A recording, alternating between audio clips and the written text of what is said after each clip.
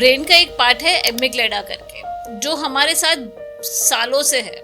सालों से मतलब हमारे एंसेस्टर्स जब से थे तब से है। तो वो जो एमिग्डाला जो है हमारा, वो क्या करता है, वो हमको हर चीज़ में सेफ रखने की कोशिश करता है। अभी हमने इंडियन क्रिकेट वुमेन टीम जो हमारी 2 दिन पहले जो मैच हुई, हमने देखा कि वो जो टीम है उसमें जो हमारी कैप्टन थी हरमनप्रीत कौर और उसके साथ थी स्मृति मंदानी, वो टीम ने ऐसे ऐसे सिचुएशन और ऐसा प्रेशर वो लोग ने, वो कौन से प्रेशर से गए रहेंगे जब भी वो लास्ट मोमेंट, जब भी वर्ल्ड कप है, फाइनल्स है। मेरी कॉम जी जो है ट्विंस को मतलब जन्म देने के बाद भी उन्होंने बॉक्सिंग में वर्ल्ड रिकॉर्ड किया है। इमोशंस को लेबल कर दिया कि ये इमोशन मैं अभी जो फील कर रही हूँ वो फियर है, तो उसकी इंटेंसिटी कम हो जाती है, उसकी फ्रीक्वेंसी भी कम हो जाती है। ब्रीदिंग हमारी गॉड ने इतना अच्छा इमोशनल रेगुलेशन सिस्टम दिया है, बट हम उसका यूज़ नहीं करते हैं। तो इम्पॉर्टेंट ये है फीमेल्स के लिए कि खुद के लिए टाइम निकालना, that is very very important. कि अगर आप कुछ करना चाहते हो तो हर मोड़ पे तुमको कहीं ना कहीं रास्ता मिल ही जाता है। जैसे भगवत गीता में अगर आप देखोगे तो अर्जुन के सारथी श्री कृष्ण बने थे, तो आपको कहीं ना कहीं हर मोड़ पे सारथी मिल ही जाता है। हमारी फैमिली भी इतनी बायस है ना, जो अभी जेंडर बायसनेस खाली कॉर्पोरेट में नहीं है। अभी मैं जेंडर बायस का अलग एग्जांपल दूं, वुमेन्स को जो मल्टीटास्किंग सिखाया है वो उनके पेरेंट्स ने सिखाया है। एचआर की फील्ड ऐसी है कि सुनाने से ज्यादा सुनने की ताकत होनी चाहिए, तो आप एचआर में आ सकते हो। और सबसे important, art of saying no. अगर बहुत सारी चीजें हैं, आपका बैंडविड्थ में वो चीज नहीं बैठ रही है काम की, तो आपको उनको ना बोलने की भी आपको एक स्किल आनी चाहिए, क्योंकि कॉर्पोरेट में बोला जाता है कि हम ना नहीं बोल सकते कोई चीज के लिए। मेरी बुक की पंचलाइन है, feel deeply, adapt wisely and rise purposefully.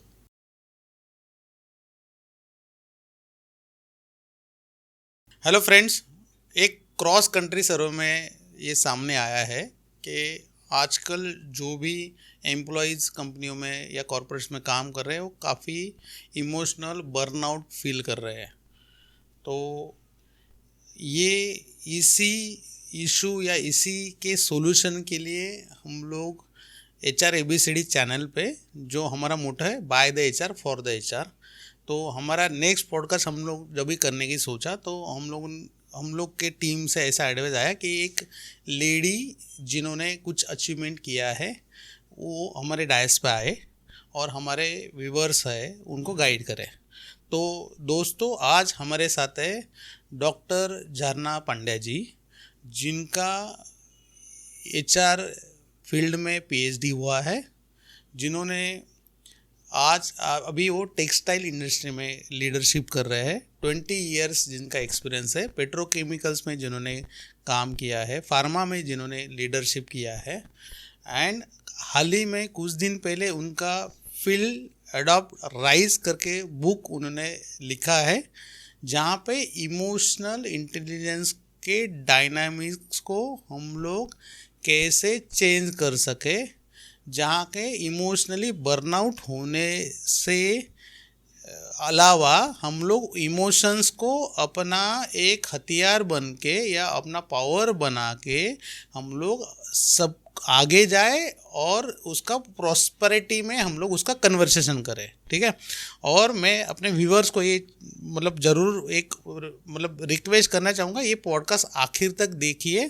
Specially जो लेडीज़ या गर्ल्स HR फील्ड में करियर करना चाह रही है उनके लिए काफ़ी टेक अवेज मिलेंगे इसमें। जो 20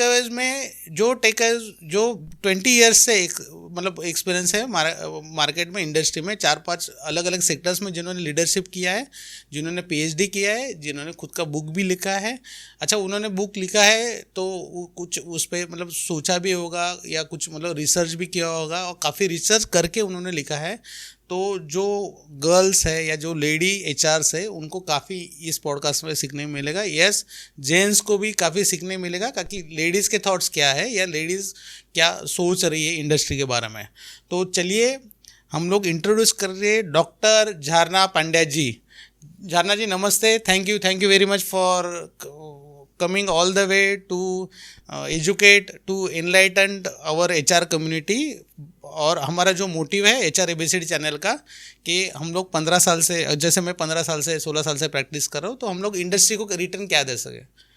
तो हम लोग जो नई HR की जनरेशन है जो मार्केट में MBA कर रहे हैं या कुछ HR में करियर करने की सोच रहे हैं, तो फिर अगर उन्होंने तो कुछ काम किया नहीं, अच्छा वो खुद जेनजी है, उनको आगे कंपनी भी चलाना जाके, तो वो कहाँ से सीखेंगे।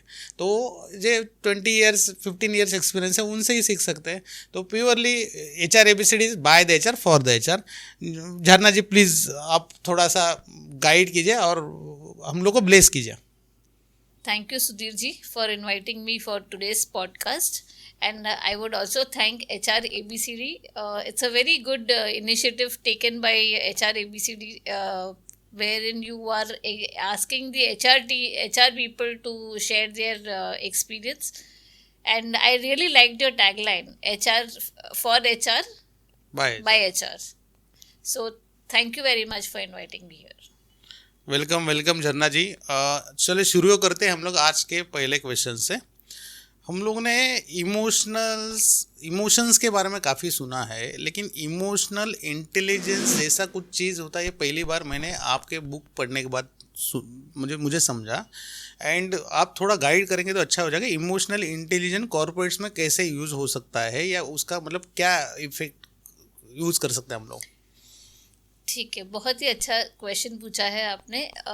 इमोशनल इंटेलिजेंस मतलब जैसे हम जानते हैं कि आज के तारीख में इमोशंस हर ह्यूमन बीइंग हम जो है हमारा जो मेंटल वेलबींग जो है वो हमारा माइंड, इमोशंस और हमारे बिहेवियर के ऊपर डिपेंड करता है।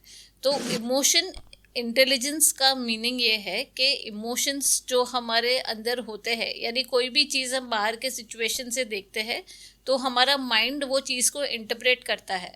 तो हर पर्सन जो है वो अपने तरह से वो चीज़ को इंटरप्रेट करता है, और जो भी वो इंटरप्रिटेशन करता है उसके बेसिस पे हम कुछ इमोशन डेवलप करते हैं। तो हमारा जो ब्रेन है ना वो बहुत ही बाय गॉड गिफ्ट, उसने बहुत ही अच्छी तरह से भगवान ने हमें यूनिक दिया है, जहाँ पे हमारा ब्रेन जो है उसके अंदर हमारा एक ब्रेन का एक पार्ट है एमिग्लेडा करके, जो हमारे साथ सालों से है। सालों से मतलब हमारे एंसेस्टर्स जब थे तब से है। तो वो जो एमिग्लेडा जो है हमारा, वो क्या करता है, वो हमको हर चीज़ में सेफ रखने की कोशिश करता है। और हमारा ब्रेन का दूसरा एक पार्ट है प्रीफ्रंटल कॉर्टेक्स। वो जो पार्ट है वो रैशनल ब्रेन माना जाता है, जो हमको लॉजिक, डिसीजन मेकिंग, प्लानिंग और वो सब चीज़ों में हेल्प करता है। अभी होता क्या है कि जब भी हम कोई सिचुएशन, पैनिक सिचुएशन देखते हैं, फॉर एग्जांपल मैं मेरा ही बताऊँ आपको, अभी आज जब भी मैं पॉडकास्ट के लिए यहाँ पे आई और प्रिपरेशन कर रही थी, तो मुझे थोड़ा स्टार्टिंग में ऐसा लग रहा था कि मेरा पॉडकास्ट कैसे जाएगा, मैं बहुत ही टेंशन में थी। तभी क्या हुआ कि मेरा ब्रेन जो है उसके अंदर एमिग्लेडा जो है, जो मुझे हमेशा सेफ रखने की कोशिश करता है, उसने मुझे हाईजैक कर लिया। तो मुझे डर लगने लगा कि अभी मेरे इसके अंदर इमोशंस डर के शुरू हो गए कि भाई मेरा पॉडकास्ट कैसे जाएगा।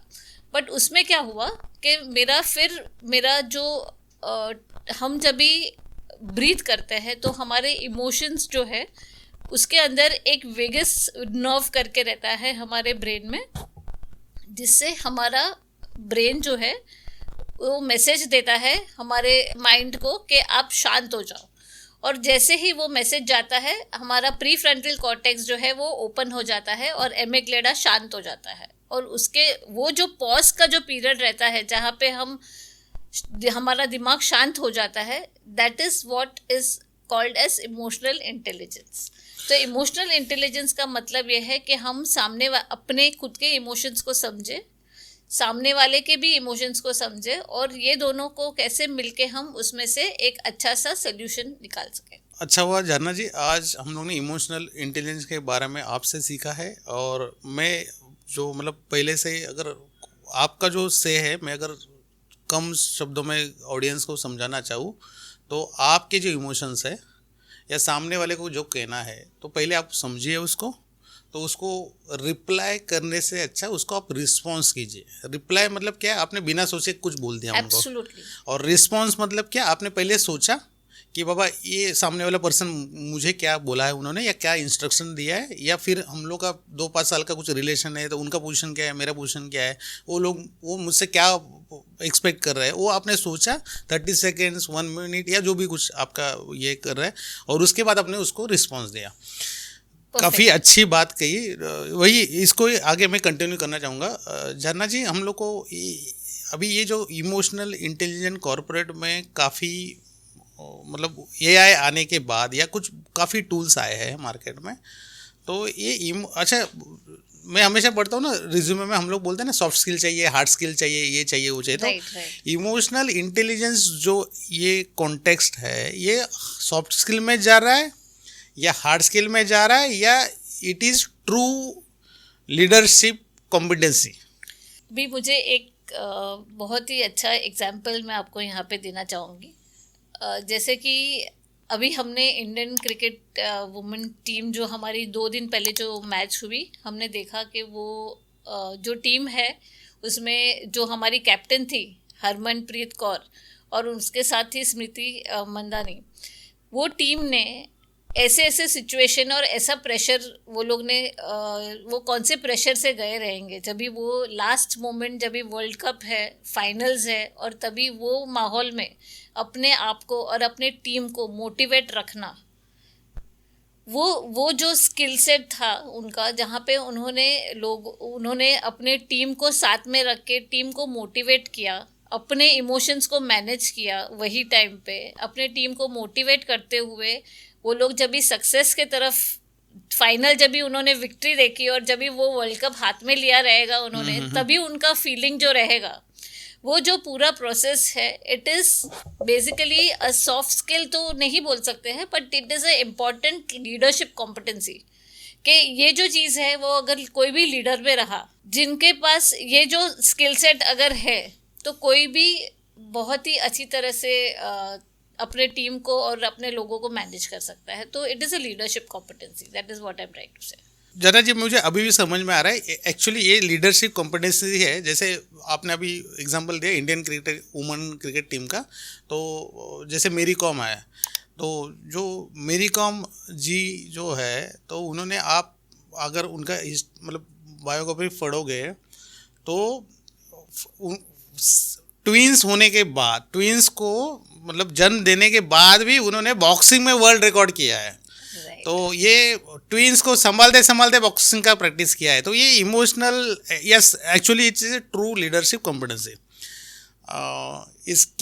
इसको ही कंटिन्यू करते मैं और एक क्वेश्चन आपको करना चाहूँगा कि जैसे हम लोग काफ़ी इंटरव्यूज़ लेते हैं, तो रिज्यूमे में लिखा होता है उसने पढ़ाई कहाँ से किया है, मतलब कौन से स्कूल से, कॉलेज से किया है, ये टॉप 20 स्कूल से किया है, कौन से कॉलेज से किया है, उसने क्या ग्रेड उसमें किया है, उसका एक्सपीरियंस किस फील्ड में है, वो सारा रिज्यूमे में दिखता था। अभी इमोशनली वो कितना स्ट्रांग है, या सच में वो इमोशंस का अपने ऑर्गेनाइजेशन में जो वॉटर पोजीशन टॉप में है, मिडल लेवल में है, या एंट्री लेवल में है, तो इमोशनली वो इंटेलिजेंट है कि नहीं, या वो प्रॉपर इमोशनल का यूज़ करता है कि नहीं। ये प्रैक्टिसेस के अगर कोई भी एचआर जो पॉडकास्ट सुन रहा है उनको अपने रेगुलर लाइफ में लाना है, तो वो कैसे उसको मतलब इम्प्लीमेंट करें? राइट, तो एज एन ऑर्गेनाइजेशन ना बहुत इम्पॉर्टेंट है कि कंपनीज ऑर्गेनाइजेशन में बहुत सारे ऐसे वेलनेस के प्रोग्राम होने चाहिए जहाँ पे लोगों को इमोशनल इंटेलिजेंस की अवेयरनेस लानी चाहिए। क्योंकि इमोशनल इंटेलिजेंस कैसा है कि आप सामने वाले को भी समझो, और कोई भी कंपनी में एक कोई डिपार्टमेंट इंडिविजुअल काम नहीं कर सकता, as a department, as a team काम करता है। तो हर डिपार्टमेंट के लोग हैं एक दूसरे के साथ, जब तक सामने वाले की मुश्किलें नहीं समझेंगे तब तक हम उसका सोल्यूशन फाइंड नहीं कर सकते। तो इमोशनल इंटेलिजेंस क्या आपको हेल्प करता है कि आप अगर सामने वाले के इमोशंस को समझते हो, उनकी प्रॉब्लम समझोगे कि भाई ये कौन सी सिचुएशन में है और मुझे भी मेरा काम करवाना है, तो आपको एक टैक्ट मिल जाता है उनसे वो काम करवाने के लिए। तो इमोशनल इंटेलिजेंस की अवेयरनेस लानी कंपनीज में बहुत ज़रूरी है, और वो वेलनेस के सेशंस है, इमोशनल इंटेलिजेंस के सेशंस है, स्ट्रेस के सेशंस है, उसमें आप लोगों को अवेयरनेस ला सकते हो। अभी जैसे आप अभी कुछ बात कर रहे थे, तो मुझे मेरे दिमाग में एक पिक्चर का सीन याद आ रहा था, जो मुन्ना भाई MBBS जो संजय जी का पिक्चर है, तो वो हॉस्पिटल में का सीन है जहाँ पे वो एक स्वीपर झाड़ू मारता है और कुछ पोछा भी मारता रहता है। तो वो पोछा मारता है, लोग वहाँ से चल के जा रहे हैं, उसने पोछा मारा, लोग वहाँ से चल के जा रहे हैं, तो वो खुद फ्रस्ट्रेटेड है कि बाबा मैं कितनी बार एक ही जगह पे पोछा मारूं। तो जैसे इमोशनल इंटेलिजेंस है, संजय दत्त ने उनको जादू की झप्पी दी yes. और वो रो पड़े। राइट अच्छा, वो स्वीपर को या जो जिस लेवल भी उसको रिकग्निशन की जरूरत है ना, कि वो भी कुछ काम कर रहा है, he is also part of your team. तो काफ़ी मतलब ये लर्निंग है। इसी को लेके मैं आगे आपको कंटिन्यू करना चाहूँगा कि जैसे आपने बोला कि ऑर्गेनाइजेशन को भी इमोशनल इंटेलिजेंस पे काम करना चाहिए, तो can you please guide us, और कोई ऑर्गेनाइजेशन पर्सन सुन रहा है या कोई CXO सुन रहा है, कोई डायरेक्टर सुन रहा है अपने पॉडकास्ट को, तो कोई ऑर्गेनाइजेशन अगर इमोशनली इंटेलिजेंट बनना चाहे for future ready, see software तो बाय कर सकते हैं आप, 1 लाख 2 लाख करोड़ दे के बाय, SAP मिल रहा है और टूल्स मिल रहे हैं। अभी इमोशनल इंटेलिजेंस बाय नहीं कर सकते ना मार्केट में जाके, वो तो आपको वो कोई वो तो इंडिविजुअली डेवलप करनी हाँ, तो पड़ती ये है। डेवलप करने के लिए कुछ मतलब उसका फॉर्मूला है, कुछ मेथड्स है, कुछ स्टेप्स है, तो थोड़ा आप गाइड करेंगे तो अच्छा हो जाएगा। 2 पर्सपेक्टिव है इसमें।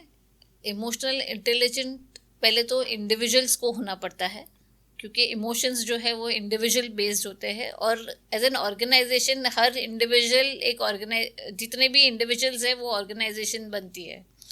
तो उसमें इंडिविजुअल पर्सपेक्टिव पे मैं पहले बताऊंगी। इंडिविजुअल पर्सपेक्टिव पे अगर आपको आपका इमोशनल इंटेलिजेंस बढ़ाना है, तो आपको एक है कि आप जर्नलिंग कर सकते हो। जर्नलिंग मतलब कि आप एवरीडे एक सिचुएशन लिख सकते हो कि जहाँ पे आपने क्या, क्योंकि इमोशंस कैसा होता है ना कि इमोशंस जो है ना, अगर आपने उसको लेबल कर दिया, इमोशंस को लेबल कर दिया कि ये इमोशन मैं अभी जो फील कर रही हूँ वो फियर है, तो उसकी इंटेंसिटी कम हो जाती है, उसकी फ्रीक्वेंसी भी कम हो जाती है। एग्री। क्योंकि इमोशंस कैसा है कि उसकी इंटेंसिटी फ्रीक्वेंसी दोनों, अगर आपको एक बार आपको अगर लेबलिंग करना आ जाता है, तो उसकी इंटेंसिटी फ्रीक्वेंसी कम होने के बाद उसका नेक्स्ट स्टेप ये हो जाता है कि आप वो इमोशंस को फ्रेम कर सकते हो। फ्रेम मतलब आप वो इमोशन जो है उसको रीफ्रेम कर सकते हो, यानी वही चीज़ आपके दिमाग में जो डर पैदा कर रही है, वही चीज़ को, अगर हम बोलते हैं ना देखने का नज़रिया बदलना, तो अगर हम वो चेंज कर देते हैं तो वही फियर जो है वो आपकी ताकत बन जाती है।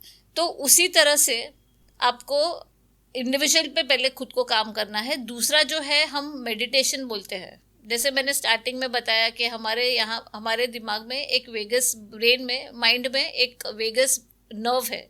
वेगस नर्व जो है ना वो हमारे हार्ट, लंग और गट तीनों को कनेक्ट करती है। जैसे हम ब्रीथ करते हैं, ब्रीदिंग हमारी, गॉड ने इतना अच्छा इमोशनल रेगुलेशन सिस्टम दिया है, बट हम उसका यूज़ नहीं करते हैं। वो जो सिस्टम, वो जो वेगस नर्व जो है वो हमारे, हम जैसे इनहेल या एक्सेल करते हैं तो उसके वजह से हमारी हार्ट रेट अप डाउन होती है, और जैसे हार्ट रेट इंक्रीज डिक्रीज होती है उसी बेसिस पे हमारा वेगस ब्रेन जो है वो एक्टिवेट डीएक्टिवेट होता है। तो उसके वजह से क्या होता है ना कि हमारा, जैसे हम ब्रीथ करते हैं, जब भी हम एक्सेल करते हैं तो हमारा इमोशनल लेवल जो है वो शांत हो जाता है।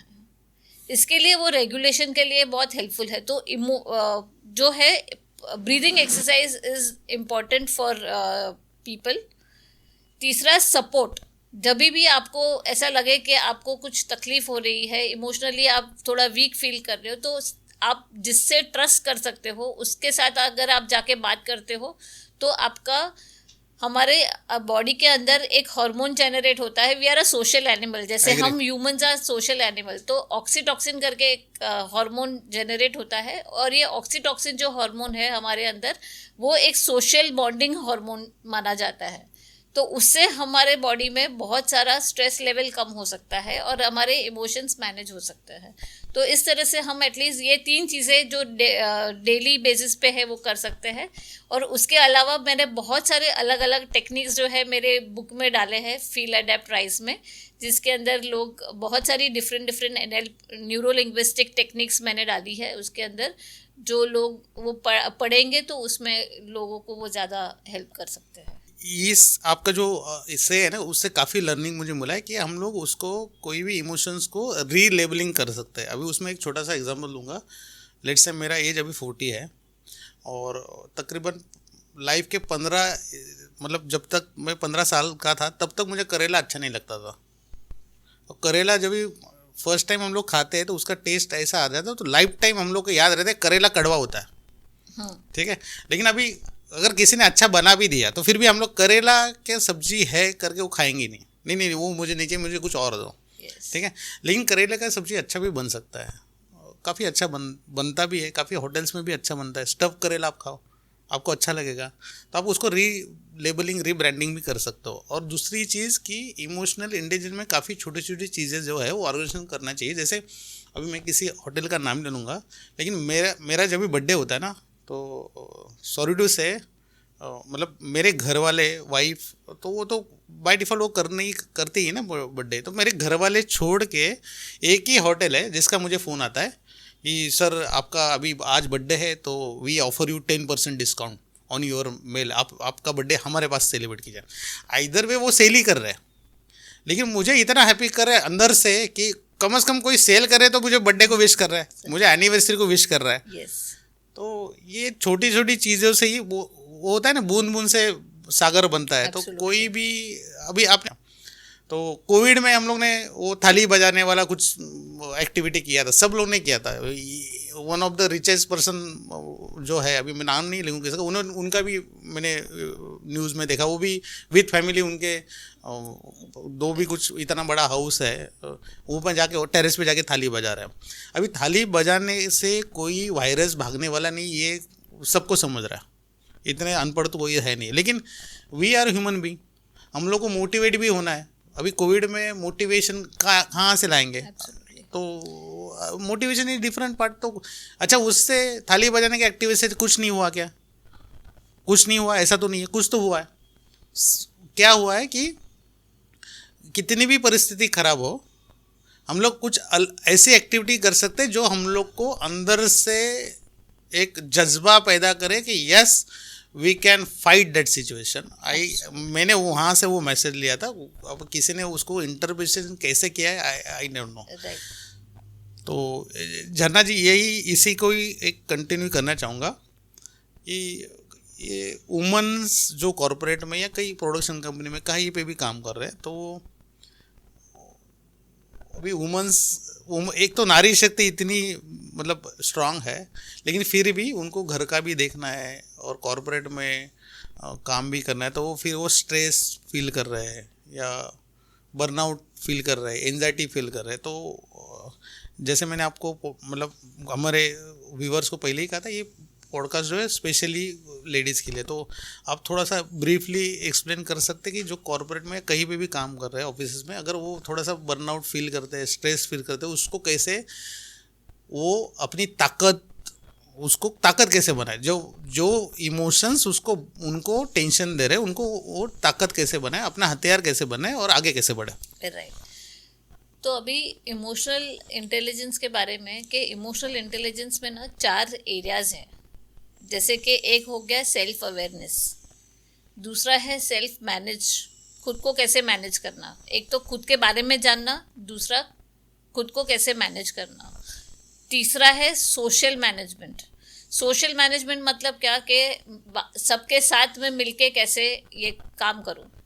और फोर्थ है रिलेशनशिप मैनेजमेंट, मेरा सबके साथ रिलेशन कैसा है। तो अगर ये 4 एस्पेक्ट्स अगर आप देखोगे तो एज अ वुमन ये चारों एस्पेक्ट्स हम करते हैं। एज अ वुमन हम घर का भी देखते हैं, ऑफिस का भी देखते हैं, हम रिलेशन सोशली भी, हम सब रिलेटिव्स अभी हस्बैंड के साइड पे हो या फिर पेरेंट्स के साइड पे हो, सब कोई भी फेस्टिवल हो, कोई भी फंक्शन हो, तो हमको सोशली भी हमको एक्टिव रहना पड़ता है, ऑफिस में भी हमको, यानी अगर आप देखा जाए तो जितनी वुमन मल्टीटास्किंग कर सकती है उतना और कोई नहीं कर सकता. That is one thing. Second thing is कि हमको दूसरी चीज़ जो वुमेन को एक गिफ्ट है कि हमको हर चीज़ में परफेक्ट होना होता है. हमको हर चीज़ परफेक्ट चाहिए, जो हमको हमारे तरह से वो 100% परफेक्ट होना चाहिए. तो एक ये दूसरा है कि हमको वो परफेक्ट चाहिए. तीसरा ये है कि हमको जब भी हम बहुत सारी मल्टीटास्किंग चीज़ें करते हैं तो वी वांट ये सब चीज़ें करने में ना हमको समवेयर वी लैक हम खुद को देखना भूल जाते हैं. सबको मैनेज और सबको खुश रखने के चक्कर में वी फॉरगेट के what we want to do. तो इम्पॉर्टेंट ये है फीमेल्स के लिए कि खुद के लिए टाइम निकालना. That is very very important कि फर्स्ट तो सेल्फ केयर होनी चाहिए, यानी खुद के बारे में थोड़ा सोचना चाहिए. दूसरा, अगर हम ऑफिस में है तो ऑफिस में भी हमको कहीं ना कहीं बहुत सारे सिचुएशंस में कॉर्पोरेट में ऐसे भी देखा गया है कि जेंडर बायसनेस बहुत होती है. That is one thing. और जेंडर बायसनेस के साथ एक इम्पॉर्टेंट आज गवर्नमेंट ने इतना सोचा है कि वुमेन के बारे में कि उन्होंने पॉश करके एक पॉलिसी लॉन्च की है. यानी there is lot of things where government is also trying to bringing about this concept of diversity companies में. बट वुमेन को अपने आप को अगर स्ट्रेस और बर्नआउट से बाहर निकालना है तो सबसे इम्पॉर्टेंट चीज़ है कि एक तो कि उनको खुद की केयर करनी चाहिए. Self care is important. दूसरा, एवरी डे उसको खुद का लिए कुछ टाइम निकाल के कुछ जो उसको पसंद है, जैसे कि अभी रीडिंग हो गया, वॉकिंग हो गया, कोई भी हॉबी जो उसको पसंद है, she should do that. Meditation तो डेफिनेटली करना चाहिए. और उसके अलावा वो एक टाइमलाइन रखनी चाहिए कि अगर कॉर्पोरेट में है तो एक खुद का एक ये होना चाहिए कि ये टाइम के बाद टाइम मैनेजमेंट जो है वो बहुत अच्छा प्रॉपरली मैनेज होना चाहिए. क्योंकि अगर आपको सब कुछ करना है तो वो टाइम मैनेजमेंट एक एस्पेक्ट है जो आप अगर मैनेज करते हो तो बहुत सारे आपके इमोशनल प्रॉब्लम्स जो है वो कम हो जाते हैं. क्योंकि अगर वो बियॉन्ड एक लिमिट के ऊपर चला जाता है तो आप स्ट्रेस फील करते हो. तो I think that is third. And fourth is the support. जब भी आपको ऐसा कुछ लगे तो वो इमिजिएटली फैमिली जिसको भी वो ट्रस्ट करती है उनसे जाके बात करनी चाहिए. तो ये 3-4 चीज़ें तो उनको 100% करनी चाहिए. तो उसका स्ट्रेस मैनेज कर सकते हैं और उनका इमोशनल हेल्थ भी ठीक रहेगा. और बाकी बहुत सारी NLP टेक्निक्स जैसे मैंने आपको बताई, NLP टेक्निक्स है. बट वो NLP टेक्निक्स जो है वो वापस उनको मेरी बुक पढ़नी पड़ेगी. So I recommend people that they should read this because it will be a self-help book for them.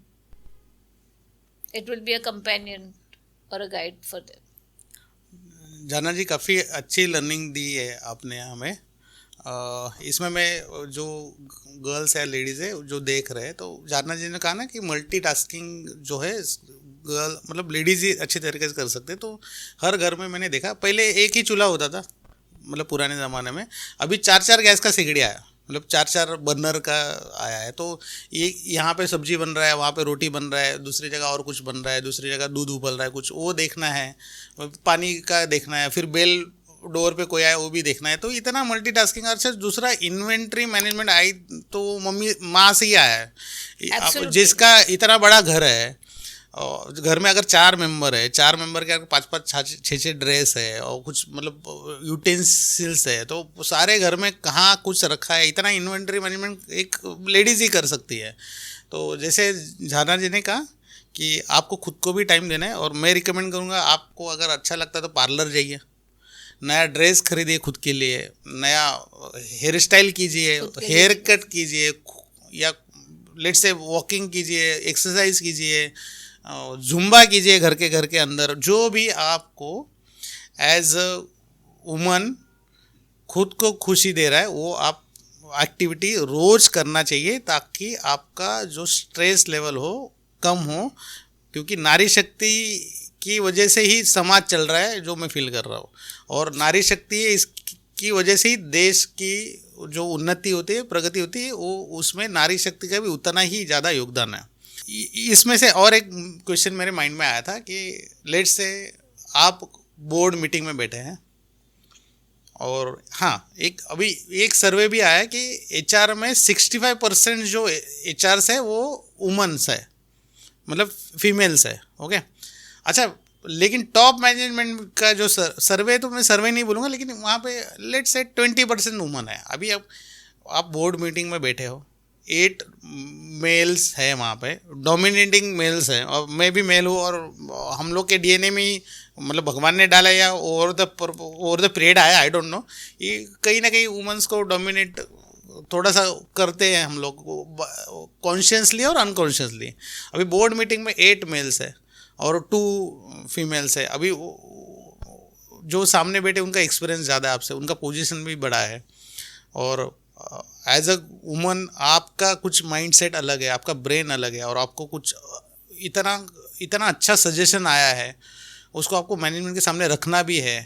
अच्छा, उसको वो डिनाई भी नहीं होना चाहिए, वो प्रॉपर प्रूव भी होना चाहिए, और सामने वाला जो CXO है, जो मैनेजमेंट है, जो डायरेक्टर, उनको लगना भी नहीं चाहिए कि बाबा ये नए लोग हम लोग को क्या सिखा रहे हैं, ये गर्ल्स है या जो भी वुमेंस है। अभी ऐसा कुछ सिचुएशन आ जाए तो उसको वुमेन्स कैसे हैंडल करें?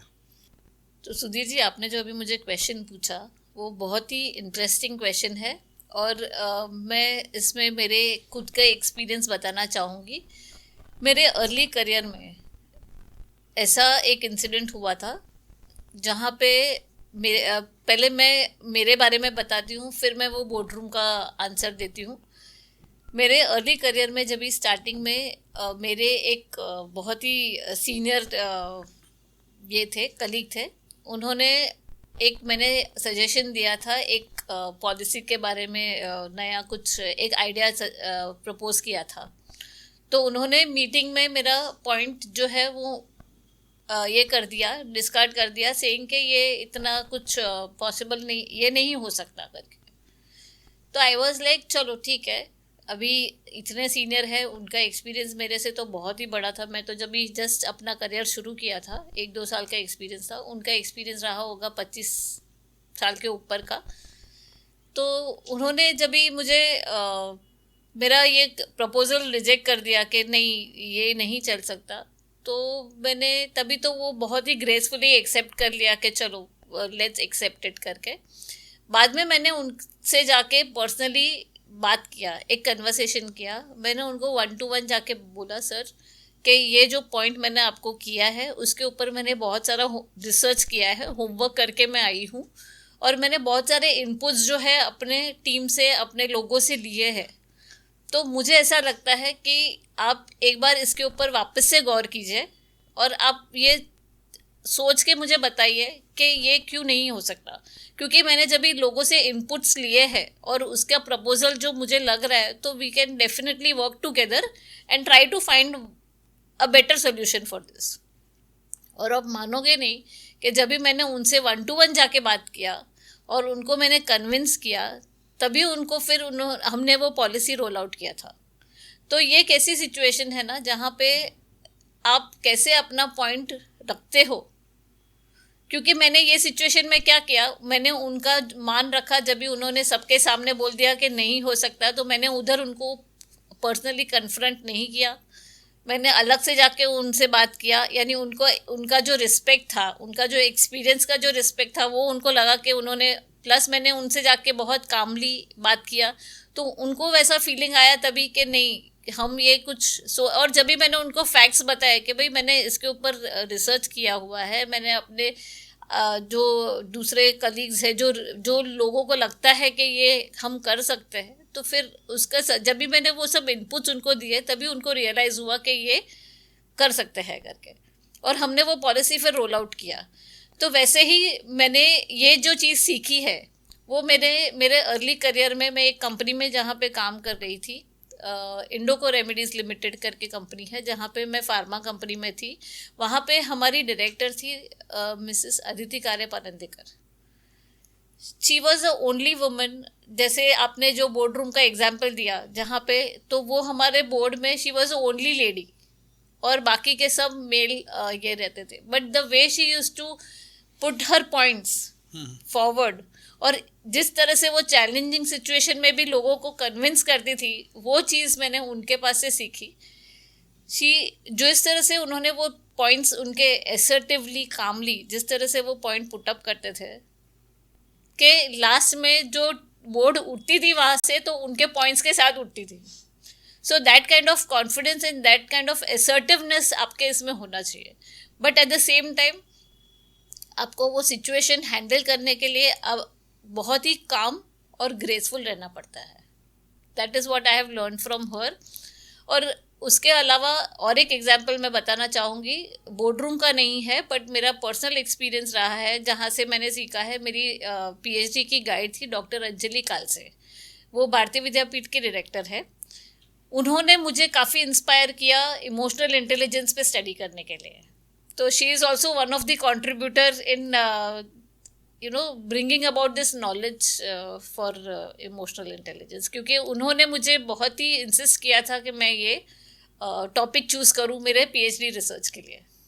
जाना जी, आपने काफ़ी अच्छी बात कही है, काफ़ी एग्जाम्पल अच्छा दिया है। जैसे आदित्य जी है या डॉक्टर अंजलि जी है, जिनको आपने कहीं आपके प्रोफेशनल करियर में देखा, आपने कुछ छोटी छोटी चीज़ें उनसे सीखी, उनसे आपने उनके एक्सपीरियंस देखा, आप उनसे एस्पायर हुए और आप भी कुछ लोगों को एक्सपायर कर रहे हो, जैसे आप बुक लिख रहे हो। ठीक है, तो मैं जनरली कंपनियों का नाम नहीं लेता पॉडकास्ट में, लेकिन आपने जो कहा तो मुझे एक एडवर्टाइजमेंट मेरे दिमाग में काफ़ी अभी चल रहा है।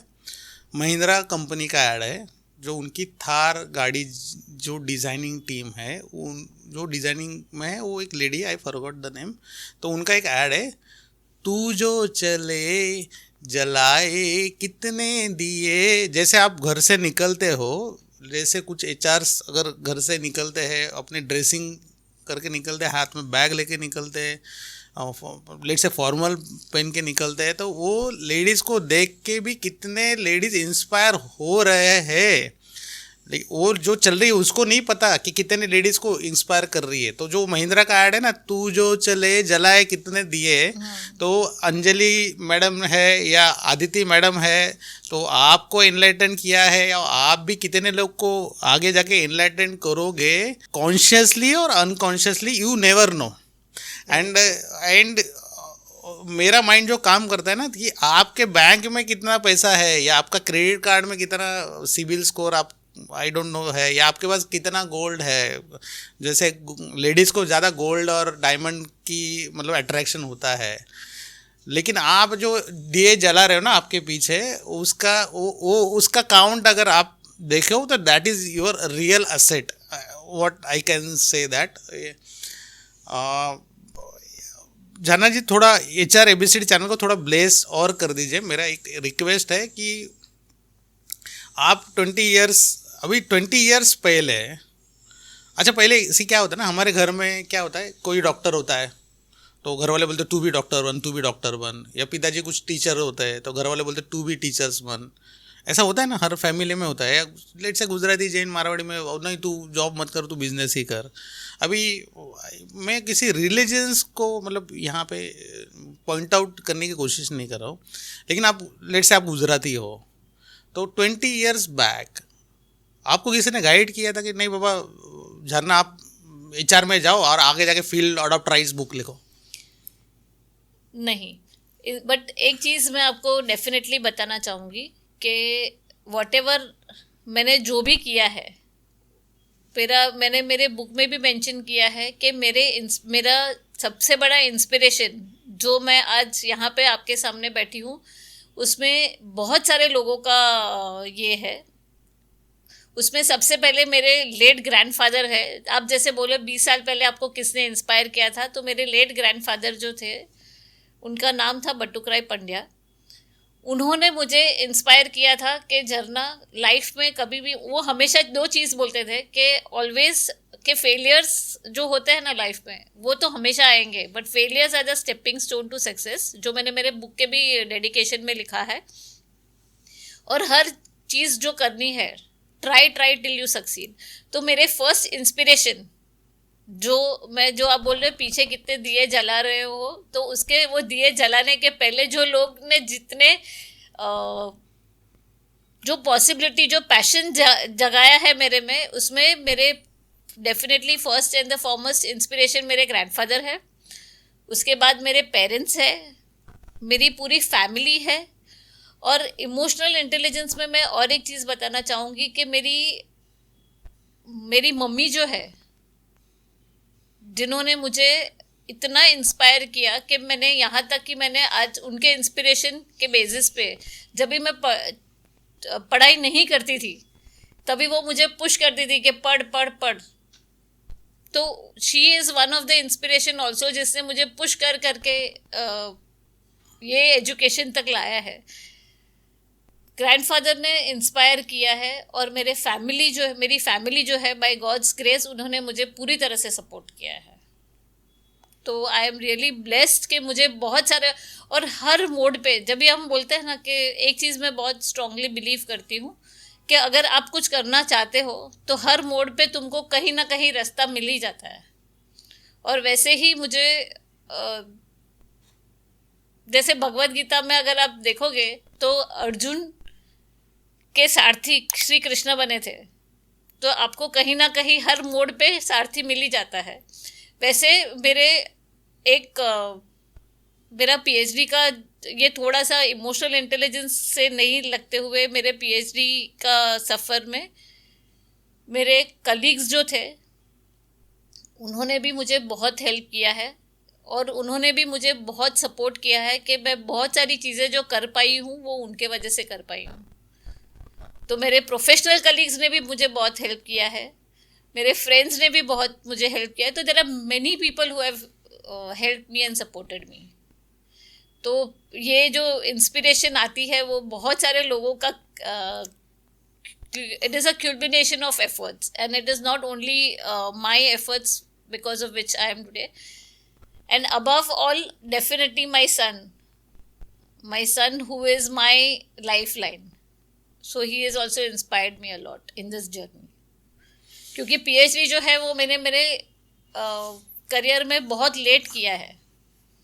I started PhD after when my son was growing, तो उसके साथ मैंने किया है। तो वो उसका भी बहुत सारा इंस्पिरेशन रहा है, क्योंकि बच्चे के साथ अगर आप कोई चीज़ करते हो तो आप उसका टाइम लेते हो, उसके साथ जो आप टाइम स्पेंड करना चाहते हो वो ले लेते हो। तो उसका भी बहुत बड़ा सपोर्ट रहा है। जैसे मैंने बताया, मेरी मम्मी ने मुझे बहुत मोटिवेट किया पढ़ाई के लिए।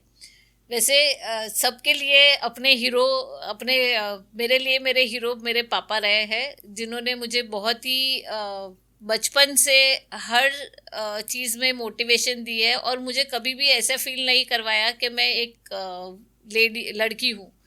मेरा जो अपब्रिंगिंग हुआ है वो इस तरह से हुआ है, मेरे दो भाइयों के साथ मेरी अपब्रिंगिंग भी उनके जैसे ही हुई है, और मुझे पूरी तरह से सब तरह की फ्रीडम मेरे फादर ने दी थी कि मैं जो भी करना चाहती हूँ, जो भी परस्यू करना चाहती हूँ, उन्होंने मुझे पूरी तरह से सपोर्ट किया है।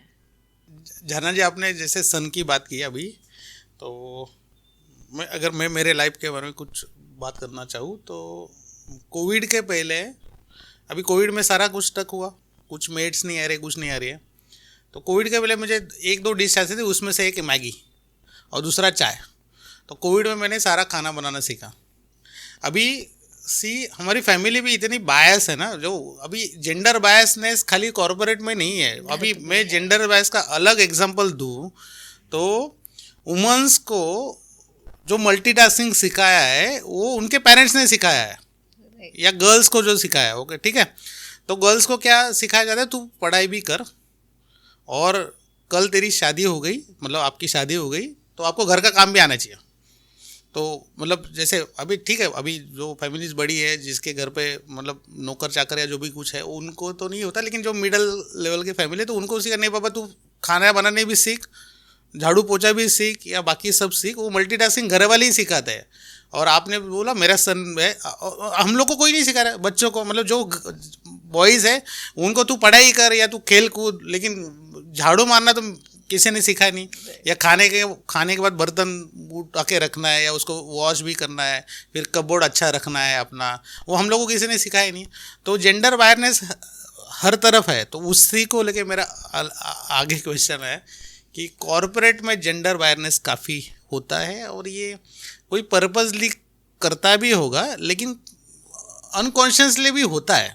मतलब कॉरपोरेट में कि हम लोग ट्रेन में जाते हैं या कुछ एयरपोर्ट्स में जाते हैं या वो हर तरफ मूवमेंट में दिखता है। तो अच्छा, ये 24/7 365 डेज कोई गर्ल या वुमन को फेस करना है, आँख में आँख डाल के किसी के सामने फेस करना है जेंडर अवेयरनेस कि बाबा अभी इंडिया में मतलब पर्दा सिस्टम नहीं रहा या पल्लू सिस्टम नहीं रहा, अभी तो सुधरो, अभी तो सुधर जाओ। वी आर सिटिंग इन 2025 एंड 2030 तक या 40 तक हम लोग को महाशक्ति बनना है पूरे वर्ल्ड में। तो ये एक क्लियर मैसेज आप कैसे दोगे इस पॉडकास्ट के ज़रिए पूरे जो भी कोई सुन रहा है कि बाबा जेंडर अवेयरनेस छोड़ो, स्त्री शक्ति नारी शक्ति का जो इमोशनल इंटेलिजेंट है उसको ब्रेकअप या उसको टेंशन या उसको कुछ मतलब टेंशन में जाने से अच्छा उसका अच्छे से यूज़ करके सब आगे बढ़ते हैं, महाशक्ति बनते हैं या कुछ प्रोग्रेस करते हैं एक दूसरे का। ये चीज़ कैसी है ना सुधीर जी कि ये हमारे जैसे आपने स्टार्टिंग में बताया था कि हमारी जो मेल डोमिनेशन, बट आज के तारीख में अगर आप देखोगे तो जेंडर बायस जैसा अभी कुछ रहा नहीं है, क्योंकि आपने बहुत सारी जगह पे देखा रहेगा नारी शक्ति सब पे भारी, बराबर ना। तो ये जो चीज़ है ना कि now there is no place जहाँ पे नारी नहीं है। द ओनली थिंग इज़ कि वो जितना एक्सेप्टेंस लोग एक्सेप्ट करना, और आज के टाइम में अभी जिस तरह से चीज़ें बदल रही है, जैसे जैसे हम 2025 में है 30-35, तो वहाँ पे अभी ऐसा रहा नहीं है जहाँ पे मेल और फीमेल को अलग माना जाए। हाँ, अगर आप मेल और फीमेल को, yes definitely female has some this restrictions है, बहुत सारे रिस्ट्रिक्शंस इन द सेंस कैसे रिस्ट्रिक्शंस है कि उनको कुछ चीज़ें हैं जो उनको खुद को मैनेज करनी होती है, बट आज के तारीख में ऐसा कुछ नहीं है जो फीमेल नहीं कर रही है। सब चीज़ें वुमेन कर रही है, सब चीज़ें वुमेन मैनेज हो रहा है। अभी उनको मुझे सिर्फ एक ही चीज़ बताना है लोगों को कि हर वुमेन जो है वो इंडिपेंडेंट है, कॉन्फिडेंट है, और अगर वो और सबको साथ लेके चलने वाली है, क्योंकि नर्चरिंग की जो स्किल है, एम्पैथी जो स्किल है, वो जितनी वुमेन्स में है उतनी कोई भी मेल में नहीं है, वैसे बोला गया है। I am not saying anything of my own, it is a research which talks के एम्पैथी जो है वो वुमेन्स में, क्योंकि वो सोशल स्किल जो है वो वुमेन में ज़्यादा है, मेल्स में कंपेरेटिवली कम पाई जाती है। आई एम नॉट सेइंग कि नहीं होती है, कंपेरेटिवली कम पाई जाती। तो लोगों को अगर अपने आप कोई भी चीज़ आपने पॉजिटिवली और कॉन्फिडेंटली अगर आपने सामने वाले को रखी, आपने अपना खुद का जो पर्सपेक्टिव है वो आपने पूरी तरह से मैनेज किया और सामने वाले के साथ आपने रिस्पेक्टफुली अगर ये किया, कोई चीज़ डिस्कस किया, तो ऐसी कोई चीज़ नहीं है जो वुमेन को कहीं पे भी कोई अटका सकता है। The only thing is कि they have to be confident and they have to be bold. इसी को कंटिन्यू करना चाहूँगा। मेरा एक क्वेश्चन ऐसा है कि जैसे आपने कहा कि मुझे मेरे ग्रैंडफादर ने काफ़ी सपोर्ट किया, मुझे फैमिली ने सपोर्ट किया इस फील्ड में आने के लिए, एचआर फील्ड में आने के लिए। तो अगर हमारा पॉडकास्ट कोई देख रहा है जो फ्रेश ग्रेजुएट है, लेट्स से बीकॉम ग्रेजुएट है, बीए ग्रेजुएट है, बीएससी ग्रेजुएट है, अच्छा उनको अपना करियर चुनना है फ्यूचर में, किसी को फाइनेंस में जाना होगा या किसी साइंस में जाना होगा, आईटी में जाना होगा, तो आज अगर कोई किसी के दिमाग में चल रहा है कि मुझे एचआर में जाना है, ठीक है, तो वो अच्छा स्पेशली गर्ल्स के बारे में बात कर रहा हूँ, उस गर्ल्स को आप आज इस पॉडकास्ट के ज़रिए क्या बताना चाहेंगे कि बाबा अगर आपको ये अच्छा लगता है, ऐसा ऐसा पूरा लाइफस्टाइल चाहिए, ऐसा ऐसा 8-9 घंटा आप काम कर सकते हो, ऐसा ऐसा सह सकते हो, ऐसा ऐसा इम्प्लीमेंट कर सकते हो, तो ही आप एचआर फील्ड में आइए, नहीं तो you please choose another field. HR में अभी आपने ही सुधीर जी बताया था कि 65% ऑफ द फीमेल आज की तारीख में एचआर में है। एचआर एक ऐसी फील्ड है जहाँ पे by which is built in us, जहाँ पे नर्चरिंग स्किल्स की ज़रूरत होती है, लोगों के साथ डील करने की ज़रूरत होती है। तो एचआर की फील्ड जो है वो सोशली तो फीमेल के लिए ओपन ही है। तो उसमें अगर कोई फीमेल को आना है नहीं आना है, दैट इज़ देयर चॉइस। हाँ, बट अगर आप एचआर के फील्ड में आते हो तो आप में वो लोगों के साथ मिलने का और लोगों के प्रॉब्लम सॉल्व करने का जज्बा होना चाहिए।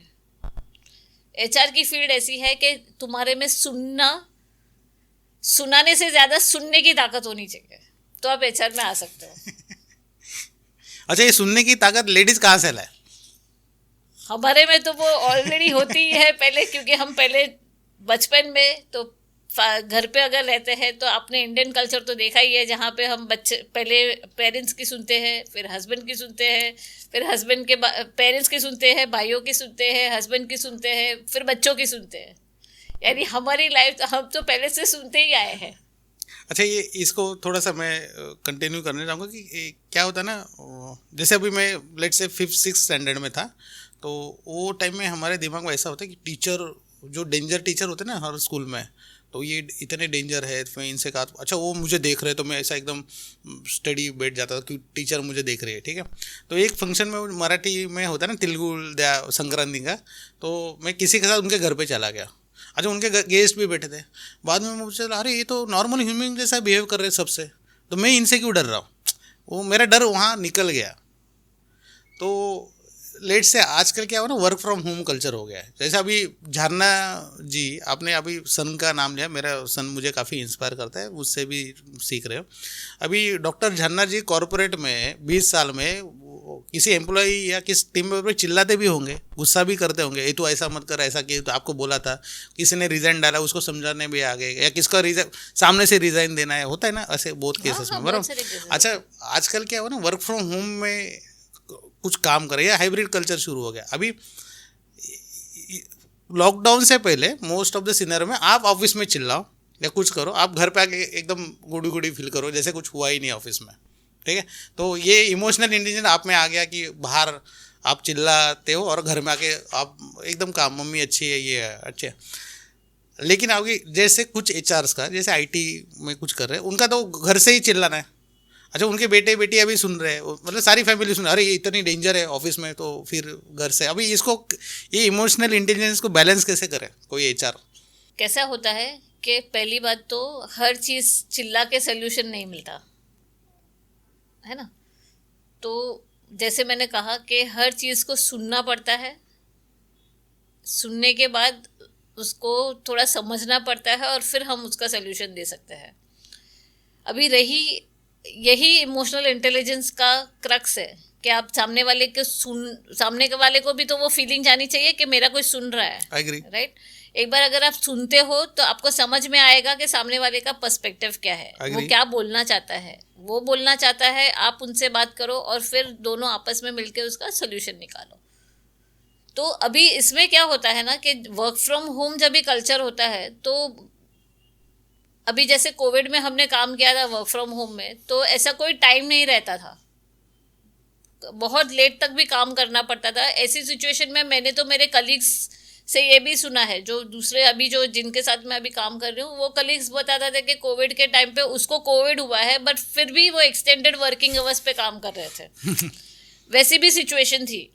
तो ऐसे टाइम पे क्या है ना कि एक तो खुद का जैसे मैंने स्टार्टिंग में भी बताया कि हमको एक पर्सनल टाइम मैनेज करना कि भाई मेरा 9 घंटे का काम है, मैं चलो आज के दिन मैंने 10 घंटा ऑफिस में काम कर दिया, बट मुझे कहीं ना कहीं वो टाइमलाइंस ड्रॉ करनी चाहिए।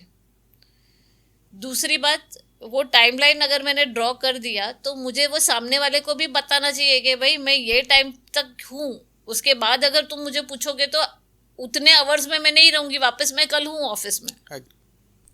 But you have to communicate that message to people के भाई तुम्हारे टीम को पता होना चाहिए कि तुम कितना बजे तक अवेलेबल हो, और उसके बाद तुम अवेलेबल नहीं हो, फिर नेक्स्ट डे मॉर्निंग वापस वही टाइम पे अवेलेबल हो, क्योंकि वर्क फ्रॉम होम कॉन्सेप्ट में वो चीज़ बहुत ज़रूरी होती है। तो कहीं ना कहीं ये जो वर्क फ्रॉम होम का कल्चर जो आया है, उसमें लोगों को ऐसा भी लगता है कि घर पे बैठे, उसके दोनों प्रोज एंड कॉन्स है। उसमें लोगों को घर पे बैठ के काम कर रहे हैं ना, तो चलो 2 घंटा ये, तो मेरे साथ भी होता था कि कभी बॉस का फ़ोन आया, घर का कुछ काम कर रहे हैं, हाँ सर अभी करके देते हैं, होता था। वैसे दोनों को मैनेज करना पड़ता था। तो ये वर्क फ्रॉम होम का कल्चर में सबसे इम्पॉर्टेंट चीज़ है कि बाउंड्रीज डिफाइन करना। अभी आपने मुझे नहीं मैंने अभी एक रिसेंटली एक आर्टिकल ये एक इंटरव्यू सुना था इंदिरा नोए का, पेप्सी के वो ये थे। तो उन्होंने एक बहुत ही अच्छा एग्जाम्पल दिया था कि उनको भी ये चैलेंजेस आए थे, जहाँ पे शी हैड ये वर्क फ्रॉम होम का जब भी कंसेप्ट था, तभी she had to maintain her, उसको एक्सटेंडेड आवर्स पे काम करना पड़ता था, फैमिली मैनेज करना पड़ता था। तो उसके इंटरव्यू में भी उन्होंने बताया है कि आपको बहुत इम्पॉर्टेंट है कि आपको बाउंड्रीज डिफाइन करनी चाहिए कि भाई तुम कितना घंटे तक अवेलेबल हो, या तो फिर तुम घर पे एक ऐसी जगह बना के रखो जहाँ पे तुम बैठ के काम करते हो, और फिर वहाँ से निकल जाओ और अपने आप को ब्रेक कर लो। दैट इज़ अनदर ऑप्शन, अगर वो पॉसिबल है तो। बट बॉम्बे आजकल वो थोड़ा डिफ़िकल्ट हो जाता है लोगों को, तो वो एक ऑप्शन है। तीसरा है कि आपको कहीं ना कहीं मेंटली भी वो ब्लॉक करना ज़रूरी है कि भाई अभी मैं शट डाउन करूँ और फिर नेक्स्ट डे वापस अपने आप का काम को रिज्यूम करूँ। बट अदरवाइज क्या होता है कि ये जो इमोशनल स्पाइरल जो बनता है, जो स्ट्रेस का जो हम सोचते रहते हैं, ओवर थिंकिंग पैटर्न जो बनती है, जिसके वजह से लोगों को फिर एंजाइटी और इश्यूज होते हैं। तो मुझे ऐसा लगता है कि people should define boundaries is very important. और सबसे important, art of saying no. अगर बहुत सारी चीज़ें हैं, आपका बैंडविड्थ में वो चीज़ नहीं बैठ रही है काम की, तो आपको उनको ना बोलने की भी आपको एक स्किल आनी चाहिए। ना मतलब ऐसे जिसके ना बोलना वैसा नहीं है, but you have to put your point forward to them कि मेरे पास वो अभी बैंडविड्थ नहीं है, मैं ये काम नहीं कर सकता। क्योंकि कॉर्पोरेट में बोला जाता है कि हम ना नहीं बोल सकते कोई चीज़ के लिए। तो वो स्किलफुली हम उसको कैसे पॉजिटिवली वो चीज़ को बताते हैं, सामने वाले को कन्विंस करते हैं, वो भी इम्पोर्टेंट है। तो मेरे ख्याल से ये 3 चीज़ें हैं। एक तो इमोशनल बाउंड्री, दूसरा art of saying no, and अपना कुछ पर्सनल सेटअप जहाँ पे हम काम करें और अपने आप को शट डाउन करें फिर मेंटली। जानन जी, एक और मेरा एक थोड़ा रिक्वेस्ट है, आप HR ABCD चैनल के जितने भी व्यूअर्स हैं उनको थोड़ा ब्लेसिंग दीजिए। ऐसा ब्लेसिंग दीजिए सी मैंने जो लाइफ में देखा है, अगर जेट से किसी ने हाथी देखा है, अगर हाथी ने किसी को पीछे से देखा, वो बोला अरे वो खाली पूंछ है, सामने से देखा तो बोला नहीं वो सूंड है या उसको उसके टीथ बड़े हैं, साइड से देखा तो वो बड़ा ब्लैक बोर्ड जैसा कुछ है, किसी ने उसका पैर देखा है तो वो खंबा जैसा गोल गोल है, ठीक है। तो जो राइटर है, जैसे आपने एक बुक लिखा है फील अडॉप्ट राइस, ठीक है, तो लेट से ये तो मैं मतलब मेरी ये विश रहेगी कि ज़्यादा से ज़्यादा लोग उसको पढ़े, ज़्यादा से ज़्यादा आपके कॉपियाँ लोग बाय करें। लेकिन उसमें चैलेंज ऐसा है कि एज अ राइटर आपको जो मैसेज देना है ना बुक के थ्रू, वो हर कोई अलग अलग लेगा। जिसका जो एजुकेशन है या जिसकी जितनी ब्रेन की क्षमता है वो बुक पढ़ेगा। लेट से 100 पेज का बुक है तो उसको पेज नंबर 24 पे जो 2 लाइन लिखे उतनी ही याद रहेगी, पूरा बुक याद ही नहीं रहेगा। तो मेरा एक रिक्वेस्ट है कि आपको ये बुक आपने लिखा है 24/7, आपने उसके बारे में सोचा होगा। लेट से आपका जो भी एक्सपीरियंस है 20 ईयर्स का, आपने उसमें पूरा मतलब जैसे होता है ना पिघला के डालना, जैसे मधुमक्खी 100 फूलों के जाके फिर एक बूंद शहद बनता है, ऐसा कुछ आपने किया होगा, if I am not wrong. तो आप अपने व्यूअर्स को बताइए कि उस बुक के ज़रिए आपको पूरी ह्यूमैनिटी को क्या मैसेज पास ऑन करना है, या वो उस बुक से वो क्या क्या सीख सकते हैं लोग को, और उसमें इमोशनल इंटेलिजेंस को, डायनामिक्स जो है उसको चेंज करना है या ट्रांसफॉर्म करना है या खाली चेंज ही करना है या फिर चेंज करना है तो क्यों करना है, और उसमें उसको इमोशनल ब्रेक थ्रू या जो अपना ब्रेकआउट होता है उसको पावर में चेंज करके कैसा लाइफ में आगे बढ़ना है और प्रॉस्पेरिटी आएगा उसकी वजह से। सुधीर जी, ये बहुत ही अच्छा आपका क्वेश्चन है। उससे लोगों को HRABCD के जो भी व्यूअर्स हैं उनको पूरा डिटेल, पूरा एक क्रक्स मिल जाएगा कि बुक किसके बारे में है। मेरी बुक की पंचलाइन है, feel deeply, adapt wisely and rise purposefully. उसका मतलब क्या है? फील डीपली मतलब क्या कि आप कोई भी, और मेरी बुक का नाम जो है वो feel adapt rise mastering emotional dynamism through change. अभी इमोशनल डायनामिज्म में दो एस्पेक्ट्स है। एक है रेजिलियंस। रेजिलियंस मतलब अपनी आंतरिक शक्ति को बढ़ाओ, और दूसरा है एडेप्टेबिलिटी। एडेप्टेबिलिटी मतलब कि आज के चेंजिंग एनवायरनमेंट में आपके अपने आप को किस तरह वो ढांचे में आप डल सकते हो। यानी अगर कोई भी लाइफ में कोई भी चैलेंजेस आए, चेंज मतलब क्या कि लाइफ में कोई भी चैलेंजेस रहने दो, जो भी एनवायरमेंटल चैलेंजेस है या कुछ भी रहने दो, जो भी चैलेंजेस लाइफ में आते हैं, आप अपने आपकी आंतरिक शक्ति को बढ़ाओ, अपने आप को इस तरह से ढांचे में डालो कि आप वो सिचुएशन में से उभर के बाहर आओ। तो मेरी बुक का जो मीनिंग है वो ये है।